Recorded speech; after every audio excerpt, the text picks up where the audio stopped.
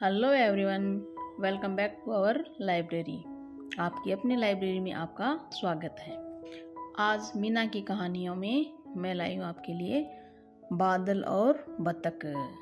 और बादल और बत्तख की कहानी में क्या होता है ये हम कहानी में पढ़ेंगे तभी जानेंगे। तो चलो शुरू करते हैं। बादल और बत्तख। अगर आप मेरे चैनल पर नए हो तो चैनल को तुरंत ही सब्सक्राइब कर दीजिए। आपको मेरे चैनल पर इसी तरह मज़ेदार अन्य कहानियाँ मिलेगी।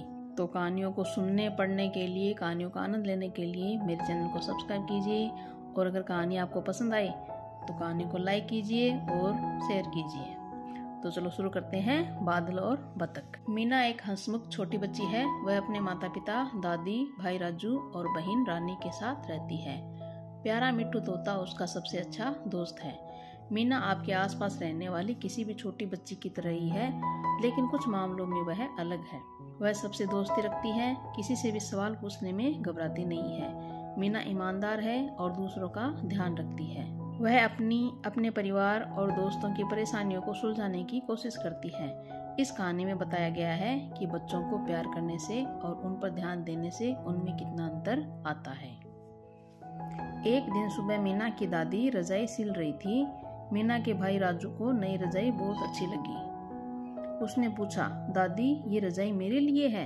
दादी ने कहा, नहीं राजू, ये बिजली बुआ के बच्चे के लिए है। तभी स्कूल की घंटी बज गई। राजू और मीना यह गुनगुनाते हुए स्कूल की तरफ चल पड़े। स्कूल चले हम, स्कूल चले हम। मीना और राजू जब स्कूल पहुंचे तो पूरा स्कूल बिल्ली के पास जमा था। यह बिल्ली स्कूल में रहती थी। सब बच्चे इसके दोस्त थे।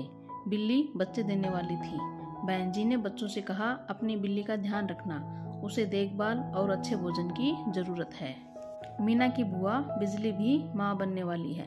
बच्चे का जन्म होने तक वह अपने परिवार के साथ मीना के घर रहने आ गई। बिजली बुआ का बेटा लाला पहली बार मीना और राजू के घर आया है। उसका नाम बादल है, पर प्यार से सब उसे लाला पुकारते हैं। मीना और राजू लाला को देखकर बहुत खुश हुए। बिजली बुआ को देखकर दादी को उनकी सेहत की फिक्र हो गई। उन्होंने पूछा, कितनी थकी हुई लग रही है? अच्छी तरह खाती है न, आराम करती है न? बुआ केवल मुस्कुरा दी। राजू को याद आया कि बहन जी ने भी अच्छे खाने की बात की थी।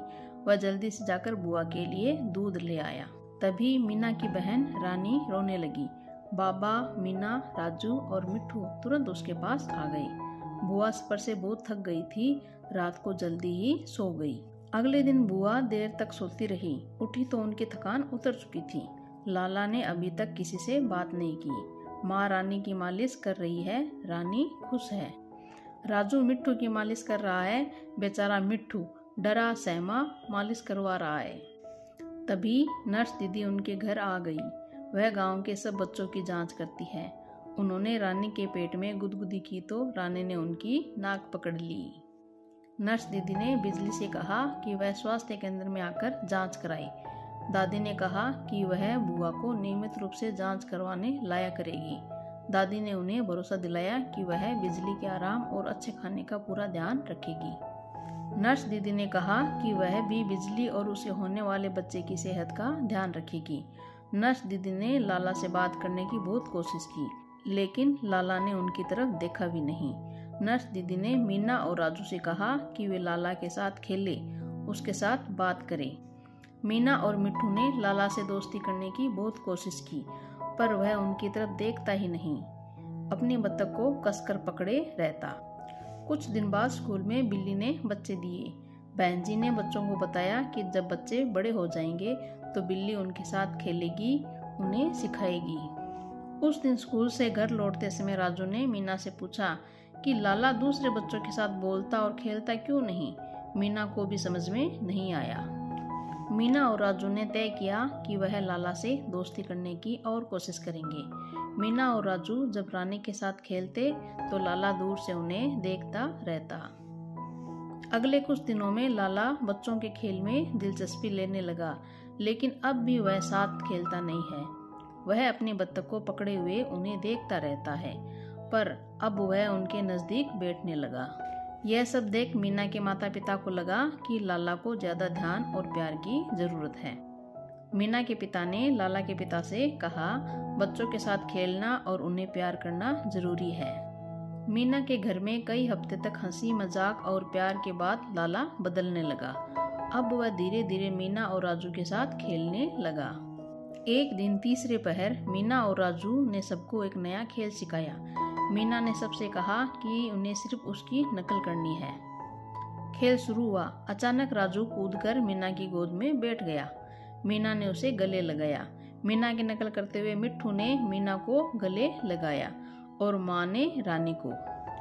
बिजली बुआ ने जब लाला को गले लगाया तो वह हंस पड़ा। दिन बीतने लगे। बुआ के बच्चा होने ही वाला है। फूफा ने खेत पर जाने से पहले बुआ का हालचाल पूछा, तुम ठीक हो न? बुआ ने कहा, हाँ, आप चिंता ना करें। उस दिन स्कूल की छुट्टी थी। मीना और राजू लाला को बिल्ली के बच्चे दिखाने स्कूल ले गई। जब बच्चे स्कूल में थे, माँ उन्हें बताने आई कि दादी बिजली बुआ को अस्पताल ले गई है। उन्होंने कहा कि किसी भी समय एक प्यारा सा बच्चा आ सकता है। माँ ने बच्चों को अपने फूफा को बुलाने भेजा। मीना और राजू ने खेत में जाकर फूफा को बताया कि दादी बुआ को अस्पताल ले गई है। सुनते ही फूफा दौड़कर अस्पताल पहुंचे।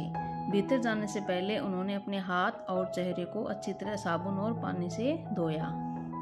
थोड़ी देर बाद बुआ ने एक प्यारी सी बेटी को जन्म दिया। बच्चे को सीने से लगाकर फूफा बहुत खुश हुए। घर में अपनी छोटी बहन के साथ रजाई में लिपटा बैठा लाला पहले से एकदम बदल गया। फूफा समझ गए कि बच्चों को प्यार करना और उन पर ध्यान देना कितना जरूरी है। बुआ की बेटी अब 1.25 महीने की हो गई है। आज बुआ अपने घर जा रही है। बड़े बात कर रहे हैं। तभी लाला ने देखा कि नन्ही रानी बरामदे के किनारे तक आ गई है। आखिरकार लाला बोला, रानी रुको, गिर जाओगी। लाला ने लपक कर गिरती हुई रानी को पकड़ लिया और उसे गोद में लिए खुद गिर पड़ा। लाला ने अपनी कीमती बतख रानी के हाथों में दे दी। सब आश्चर्य से देखते रह गए कि लाला में कितना बदलाव आ गया। वे समझ गए कि बच्चे को गोद में लेने, पुचकारने और उससे बात करने से उसके शरीर की बढ़वार अच्छी होती है और वह खुश रहता है।